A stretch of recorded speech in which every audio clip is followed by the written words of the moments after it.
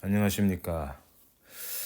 자, 우리가 지금 유체역학을 공부하고 있는데, 지난번까지 공부한 내용은 정적인 상태에서의 정적인 상태에서 유체역학을 공부했습니다. 오늘은 이제 정적이 아닌 경우, 흐름이 있는 실제로 유체가 움직이는 경우에 해당하는 그런 공부를 좀 하겠는데요. 하기 전에 정적인 상태에서의 유체역학을 오늘 마무리를 짓고 지나가도록 하겠습니다. 자, 지난번에 배운 내용 중에 이제 중요한 거는 압력, 깊이 D에서의 압력은 표면에서의 압력에다가 액체의 밀도 곱하기 G 곱하기 D다, 이런 공식 얘기했고요. 그 다음에 액체 속에 완전히 잠긴 물체에 작용하는 부력은 로 액체의 그 다음에 부피죠. 물체의 부피에다가 G를 곱해가 위를 향한다 그랬죠. 그리고 중력은 당연히 뭐 고체, 이제 안에 들어가는 고체로 보고요. 물체로 쓰면 되겠습니다. 아니 좀 물체로 쓰겠습니다. 그러니까 액체 속에 들어간 물체죠. 물체의 밀도에다가 물체의 부피에다가 G하고 중력은 지구 중심을 향하죠. 그래서 이 액체하고 요 이제 요 액체하고 물체의 이 밀도, 여기 이제 어느 게 크냐, 요렇게 되면 위로 뜨고요. 요렇게 되면 깔아앉고, 그 다음에 요렇게 되면은 이제 이 평형 상태가 된다. 요 세 가지였죠. 자, 이거를 뭐 지난번에 이미 공부했고, 실제로, 뭐 공부를 했습니다. 근데 이제 오늘은 이제 아주 특수한 경우를 예를 한번 들어보겠습니다. 우선에, 만약에, 물체의 부피가 물체의 밀도가 액체의 밀도보다 작을 경우, 로 액체보다 작은 경우는 어떻게 되느냐, 방금 썼습니다만 바로 요 밑에 해당되죠. 그래서 이때는 거꾸로 됐죠. 위에 해당됩니다. 죄송합니다. 여기 아니고 위에 해당되는데, 그래서 이때는 뜹니다. 이게 이 물체라고 써야죠. 물체의, 말하자면 같은 부피의 물체가 액체보다도 더 가볍다는 얘기죠. 예를 들어서 물 속에 나무를 넣는다든지 하는 경우죠. 그럼 뜨게 됩니다. 그래서 뜬다는 얘기는 이제 평형 상태가 될 수 없다는 얘기죠. 충분히 잠긴 상태에서는. 그래서 이렇게 통 속에 예를 들어 나무 토막을 물 속에 집어넣는단 말이죠. 근데 여기 이제 로의 물체하고 로의 액체가 있는데, 물체 밀도보다 액체가 크니까 위로 올라간단 말이죠. 근데 올라가는 동안은 이제 이 운동은 사실 복잡합니다. 물론 부력하고 중력은 우리가 계산했지만은 실제로 이제 올라가는 과정에 이 액체로부터 받는 이 저항력이라는 게 있거든요. 근데 그 저항력은 어떻게 또 우리가 쓰느냐 하는 건 쉽지가 않습니다. 그래서 이 운동 자체는 풀기 어렵고요. 다만 올라가다가 언젠가는 이제 이렇게 표면에 와가지고는 정지를 하죠. 그래서 표면에 올라와서 정지한 상태에 있을 때 이제 정지한 상태입니다. 그러니까 평형 상태죠. 그래서 다시 이제 평형 상태가 되었습니다. 자, 이때 요 면적을 A라 그럽시다. 단면적을. 그리고 총 높이를 H라 그러고, 위에 나와 있는 부분을 H1, 밑에 잠긴 부분을 H2라 그럽시다. 그럼 H1 더하기 H2는 H가 되겠죠. 그래서 A하고 H는 주어졌는데, 이제 잠긴 부분 특히 여기 뭐냐 알면은 H1도 알 수 있죠. 그래서 H2가 얼마나 되느냐, 다시 말하면은 예를 들어서 물 속에 나무 토막을 집어 넣었을 때 나무 토막이 이제 물 속에 부분적으로 잠기기도 하고 또 밖에 나온 부분도 있는데, 이때 잠긴 부분의 비율이 얼마나 되느냐, 이런 문제를 풀어보도록 하겠습니다. 자, 그래서 이제 이 물체, 이 평형 상태를 고려했습니다. 당연히 이 부분적으로 나와야 됩니다. 자, 물체에 작용하는 힘들을 보겠습니다.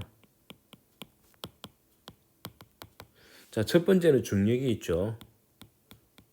중력은 당연히 요 부피는 A 곱하기 H가 부피죠. 그리고 로 물체에 써주고요. 그 다음에 G를 곱하면은 이제 밑을 향하는 이런 중력이 작용한다. 요 동그라미 친 요 부분이 총 질량이죠. 요 물체의 질량입니다. 자, 그에 반해서 이제 부력을 계산하는데 여기서는 이제 물에 이 액체 속에 완전히 잠긴 상태가 아니니까 우리가 여태까지 써먹었던 이 공식을 그대로 쓰면 안 되죠. 요거는 완전히 잠겼을 때 얘기입니다. 잠겼을 때. 지금은 부분적으로만 잠겨 있지 않습니까? 그래서 별도로 계산을 하겠습니다. 자, 중력이 첫 번째고 두 번째는 요 밖에 나가면 이 밖에는 공기라 칩시다. 이게 바깥 압력은 P0죠. 참고로 여기 바로 액체 표면에서의 압력이 됩니다. 자, P0는 뭐 1기압 해당되는 건 지난번에 토리첼리 실험 소개하면서 값을 얘기했었죠. 그대로 P0 쓰겠습니다. 자, 그러면 이제 윗부분, 참고로 측면은 다 상쇄되어 없어집니다. 윗부분하고 아랫부분, 그 윗면에 작용하는 압력, 이 압력은 이제 기체 압력이죠. 기체, 공기입니다. 공기 압력에 의한 힘이 얼마냐. 자, 이거는 면적은 A고 압력은 P0고요. 그 다음에 방향은 밑을 향하겠죠. 그래서 P0A에다가 압력 곱하기 면적하면 힘이 나오죠. 방향은 위의 면에 윗부분에 공기가 누르는 힘이니까 아래로 작용합니다. 그다음 세 번째는 이제 아랫부분이죠. 아랫부분, 아랫면에 작용하는 이제 액체 압력이죠. 액체 압력에 의한 힘은 어떻게 되느냐? 자, 액체는 이제 깊이가 H2만큼 내려갔으니까 압력은 P0 더하기, 참고로 표면에서의 압력이 P0입니다. 제로가 이제 깊이가 제로라는 뜻이 아니고 아예 P0, 대기압을 나타내는 하나의 심볼입니다. 그다음 로 액체 곱하기 G 곱하기 H2를 써줘야죠. 그 다음에 압력 곱하고 방향은 위를 향한다. 이렇게 됩니다. 자, 이거 안 쓰겠습니다. 측면은 다 상쇄되어 없어집니다. 오른쪽 측면에 작용하는 거는 부분적으로는 공기하고 또 부분적으로는 액체입니다만은 이 좌측 우측의 상황이 똑같기 때문에 상쇄되어 없어진다고 보면 됩니다. 앞뒤면도 마찬가지죠. 자, 그래서 결국은 요 세 힘만 이제 다루면 되는데, 자, 밑으로 내려가는 게 중력하고 공기에 의한 거, 그 다음에 아래에서 위로 향하는 게 또 이렇게 있죠. 근데 이 세 개를 합치면은 1 더하기 2 더하기 3 하면은 총 힘이 되는데, 요 중에 가만 보시면은 빨간색으로 할까요? 요 힘하고 그다음 요거 곱하기 요거하고 요래 곱한 거하고 방향이 반대니까 상쇄돼 없어지죠.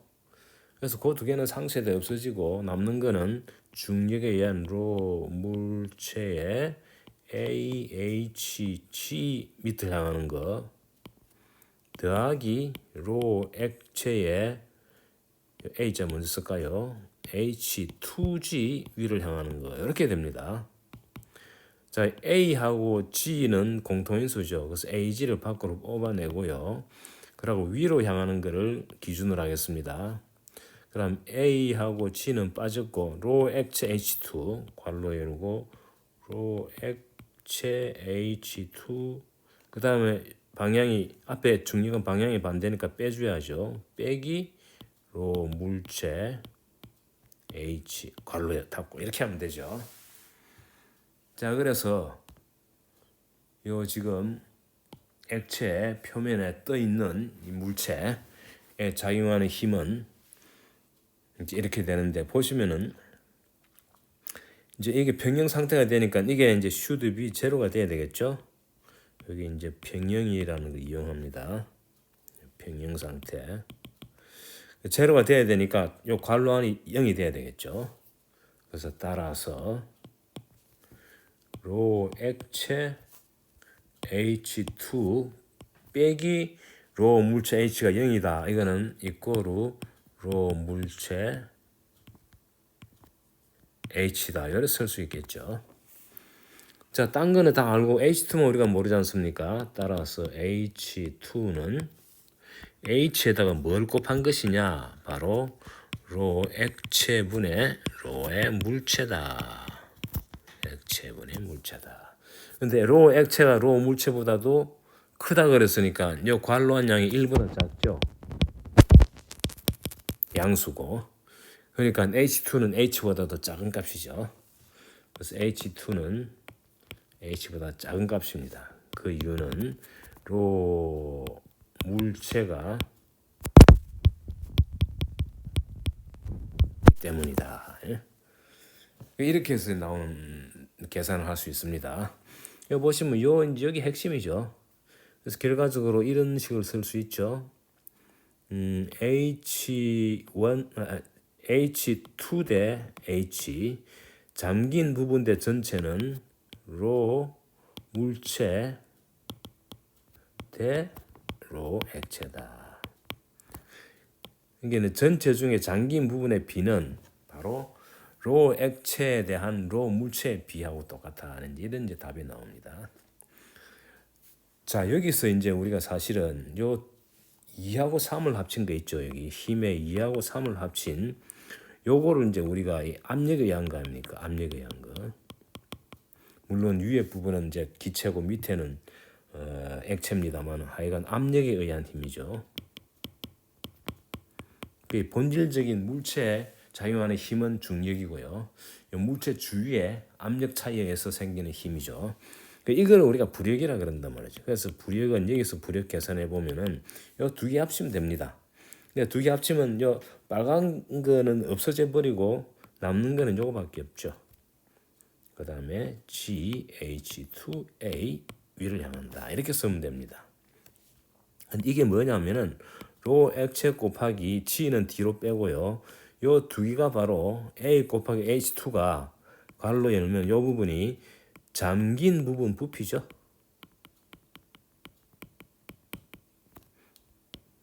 이건 방향은 항상 부력은 위를 향하죠.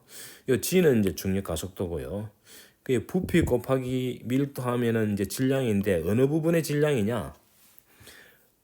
액체 잠긴 부분 위로 나와 있는 부분은 제외한 잠긴 부분, 그 액체 표면 아랫부분 해당되는 그 부피에다가 로 액체의 그 부분에 해당하는 질량이죠. 바로 그 질량에다가 G를 곱했으니까 잠긴 부분의 액체의 무게에 해당되는 게 바로 부력이다. 이게 바로 최종적입니다. 그래서 이제 이거는 완전히 잠겨 있을 때는 아예 잠긴 부분 자체가 전체 부피가 되고 지금은 일부만 잠겨 있기 때문에 그 잠긴 부분만 써주면 되죠. 자, 요거를 우리가 뭐라 그러냐면 아르키메데스 원리라 그럽니다.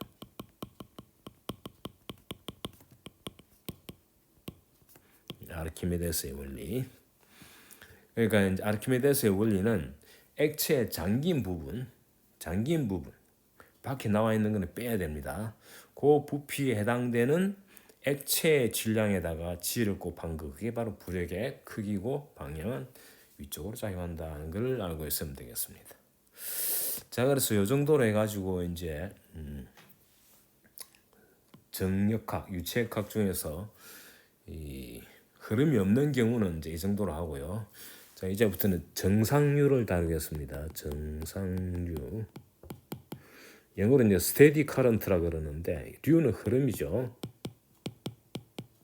정상적이다는 게 스테디하다. 흐름이라는 게 결국 이제 가마 정지해 있는 상태가 아니고 유체가 이제 움직인다는 얘기죠. 말하자면은 유체의 그 분자들이 운동을 한다는 얘기인데, 근데 흐르되 어떻게 흐르는 걸 정상류라 그러느냐? 시간이 지나도 이 흐르는 패턴이 형태가 변하지 않는 경우를 얘기합니다. 그 액체가 움직입니다. 움직이지만 흐름의 형태가 변하지 않는 경우,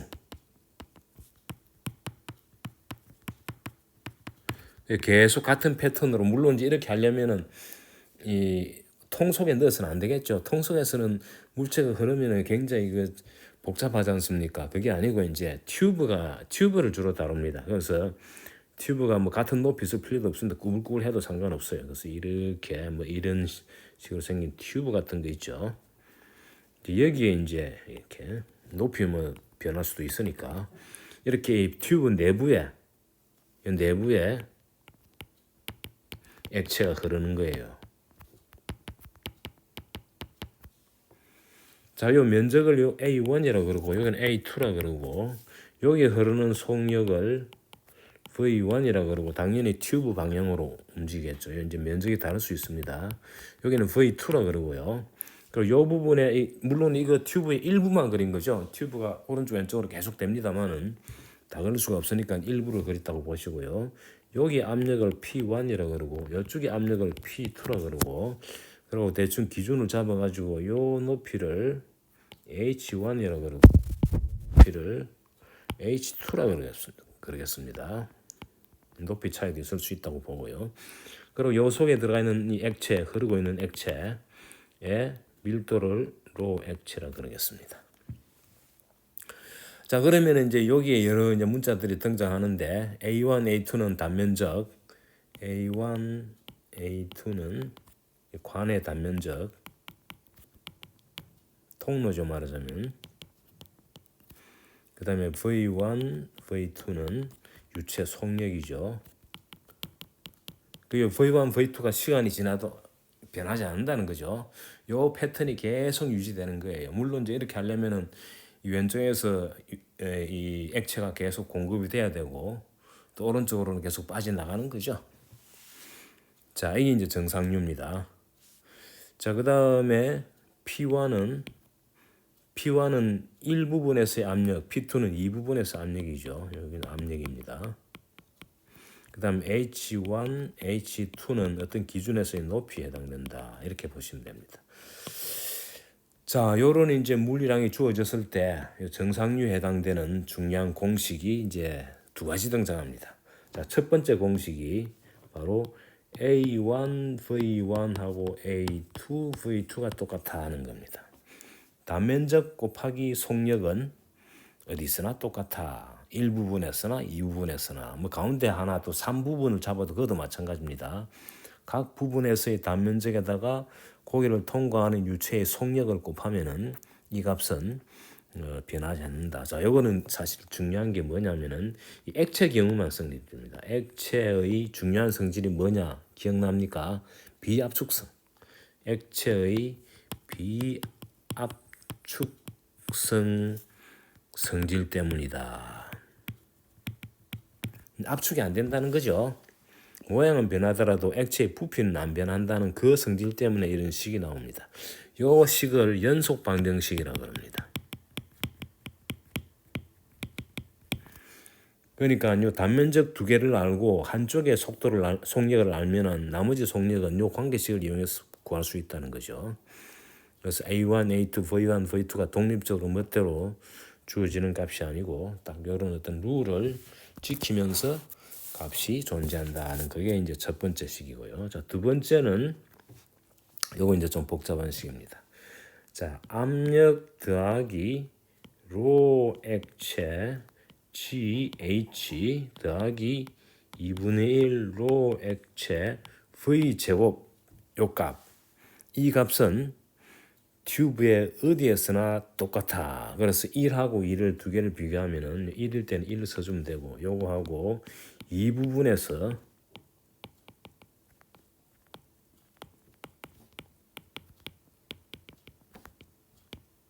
투 제곱이죠. 똑같아 하는 거예요. 자, 요거는 베르누이 정리라고 그럽니다. 그래서 이제 사실 첫 번째 식은 어떻게 보면 좀 기하학적인 측면이고요. 이 두 번째는 아주 물리적인 식입니다. 그래서 이 두 번째 식 이건 아주 이제 중요하죠. 그래서 이걸 이용하면은 이제 흐름이 있는 경우에 유체의 성질을 다루는데 아주 유익한 식입니다. 자, 베르누이 정리. 자, 보시면은 단위가 압력의 단위죠. P도 압력의 단위고 로 G H도 압력 단위죠. 로 곱하기 G 곱하기 깊이 이거 우리가 다뤘던 그런 내용이죠. 이게 또 압력 단위고 그다음 뒤에 나오는 2분의 1 로 V 제곱. 참고로 2분의 1 mv 제곱하면 이건 뭡니까? 이거는 단위가 이건 에너지죠. 에너지니까 뉴턴하고 미터를 곱한 거죠. 근데 요 m 자리에 로가 들어갔지 않습니까? 그래서 요 전체를 갖다가 부피로 나눠준 거예요. 부피로. 부피가 뭡니까? 미터 3승이죠. 그래주면 이 전체 단위는 뉴턴 퍼 미터 제곱이 돼가 바로 파스칼이 되죠. 그래서 이게 바로 압력의 단위죠. 그래서 이런 사실을 감안해가지고 이 식을 보실 때 각 항을 더할 때 각 항의 단위가 다르면 의미가 없죠. 그래서 전체가 이제 압력의 단위를 가지는 양이다 하는 걸 알 수 있고, 그래서 2번은 의미는 아까 얘기했습니다만은 각 튜브 내부에서의 압력에다가 로 GH 더하기 2분의 1 로 V 제곱의 요 값은 이 관의 모든 부분에서 똑같아 하는 게 바로 베르누이정입니다. 지금 우리가 써놓은 그 중에 이제 두 군데 골라가지고 1이라는 부분하고 2라는 부분에서 똑같아 이런 얘기가 되죠. 자, 이제 제가 식 두 개를 소개했는데 일단 요 식 두 개를 안다는 게 중요하고요. 그 다음에 왜 이 식이 성립되느냐 하는 이제 원인을 알아야죠. 그래서 증명을 이제 해 나가겠습니다. 근데 이제 증명을 하기 전에 요 두 번째 식 있지 않습니까? 요 두 번째 식은 V가 이제 0이 아닐 경우에 이제 V가 등장하죠. V가 0이면 어떻게 되느냐? V가 0이면 V가 0일 때는 우리가 알고 있는 정적인 상태에서의 유체역학의 식이 나옵니다. 그래서 만약에 V가 0이면 왜 되겠습니까? V가 0이면 V1이 0이면 V2도 0이죠. 연속 방정식 때문에. V1은 0인데 V2가 0이 아니면은 첫 번째 소개한 연속 방정 아직 물론 증명은 안 했습니다만은 한쪽이 정지해 있으면 다른 쪽은 나갈 수가 없죠. 한쪽은 정지돼 있고 다른 쪽에서 나가면은 이 정지해 있는 이 부피가 늘어나지 않는 이상 그 불가능하죠. 그래서 만약에 V들이 V1, V2 이게 0이면은 요 2번 식은 어떻게 됩니까? 2번 식은 P1 더하기 로 액체 GH1 이꼬르 P2 더하기 로 액체 GH2가 되죠. 그래서 P2보다 P1이 더 미치니까 그림상 물론 그림 이금 H1, H2 값은 임의로 줄 수 있습니다만은 그래서 이 P2 기준으로 쓰면 이 식을 변형하면은 P2 기준으로 쓰면은 요거는 P1 더하기 로의 액체에 G에다가 괄호 열고 뭐가 되겠습니까? H1 P2니까 P2를 구하는 거죠. P2는 P2가 위니까 미안합니다. 이 1을 기준으로 합시다. 더하기 H P1은 이래 되죠. H2 빼기 H1 이런 식이 되죠. 이런 식. 자, 이 식은 우리가 알고 있는 식이죠. 그러니까 이제 정지에 있으니까 뭐 이런 거로 보면 되겠죠. 이렇게 돼 있는데 요점에서의 압력하고 요점에서의 압력을 비교할 때 요 높이 차이가 있죠. 높이 차. 여기 바로 H2 빼기 H1이죠.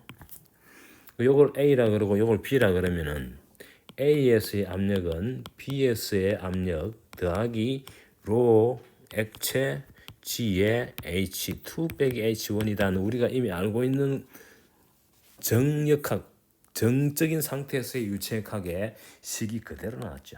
동일하죠. 동일합니다. A, B 대신 1, 2를 썼다 뿐이죠. 그래서 이 베르누이 정리 나오는 이 식은 실제로는 꼭 동적인 상태에서만 성립되는 게 아니라 정적인 상태에서도 성립되는 식이다. 그러고 우리가 배운 내용이 이미 여기 이 식에 들어가 있어요. 그래서 더 일반화 시킨 거죠. 그래서 사실은 베르누이 정리만 알아도 충분한 건데 별도로 정적인 상태에 공부를 하고 이해하는 게 훨씬 쉬우니까 그때 그래서 이제 한 건데 사실은 이 식이 어떻게 보면은 유체역학의 전체를 아우르는 그런 식이다라고 이해할 수 있습니다. 자, 그러면은 이제 이렇게 이 전체를 다 포함하는 아주 일반적인 식이라는 걸 알았으니까 그만큼 중요한 식이겠죠. 자, 증명을 해야 되는데 우선 1번부터 증명해 보겠습니다. 자, 증명을 하는데 자, 1번부터 증명을 했습니다. 자, 1번 증명은 아주 단순합니다. 자, 튜브가 이렇게 주어져 있는데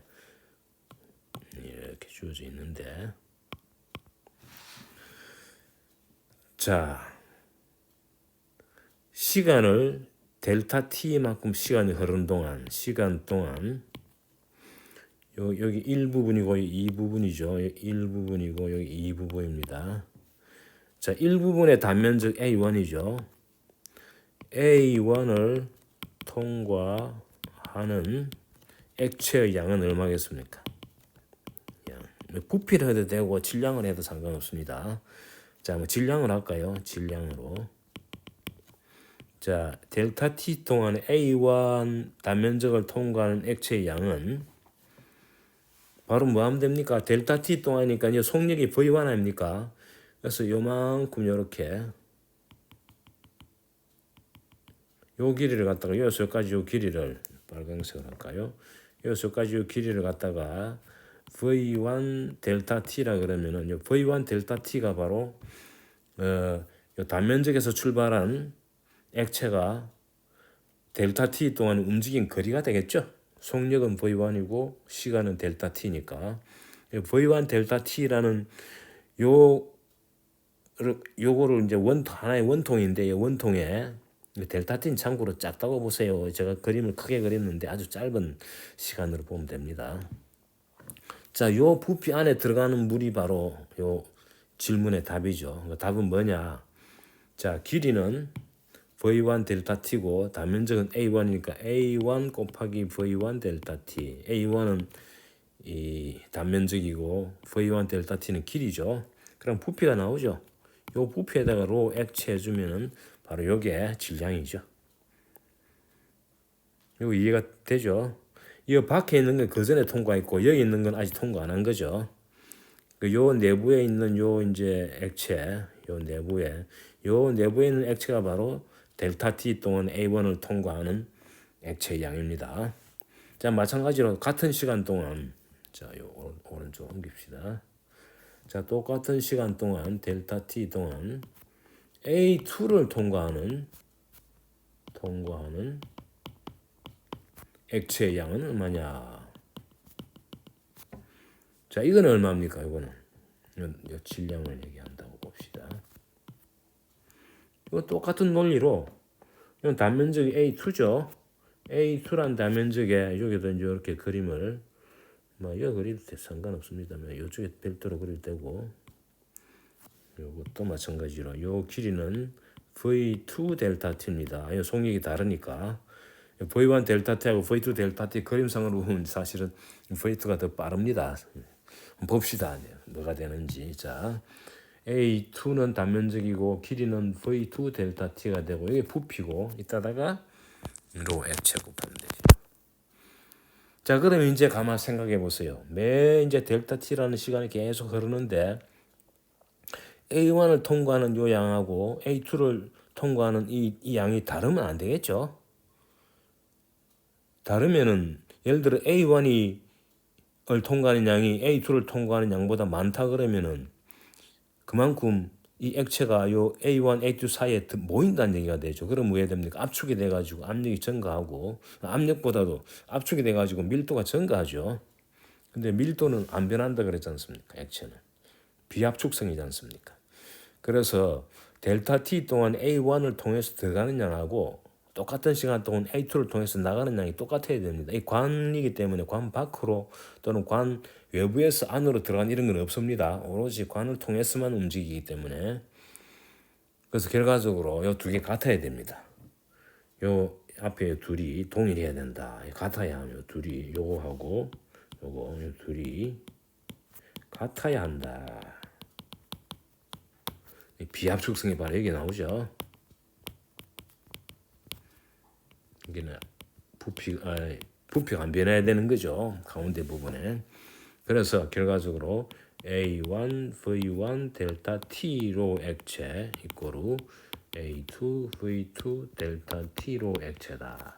근데 델타 T하고 로 액체는 공통해서 없어지니까 따라서 A1, V1 이꼬르 A2, V2다 하는 걸 알 수 있습니다. 그래서 요거를 연속 방정식이라는 이유는 이게 쭉 연속이 된다 뭐 이런 개념이 있는 것 같아요. 그래서 아까 얘기했듯이 이 단면적이 주어졌을 때 한쪽 속도를 알면은 나머지 쪽 속도도 이 공식을 이용하면 알 수 있다. 예를 들어서 단면적이 반으로 줄면은 속력은 2배로 증가한다 그런 뜻이 되겠죠. 자, 두 번째 증명은 다음 시간으로 미루겠습니다. 요거 증명 요거는 다음 시간으로. 자, 수고하셨습니다.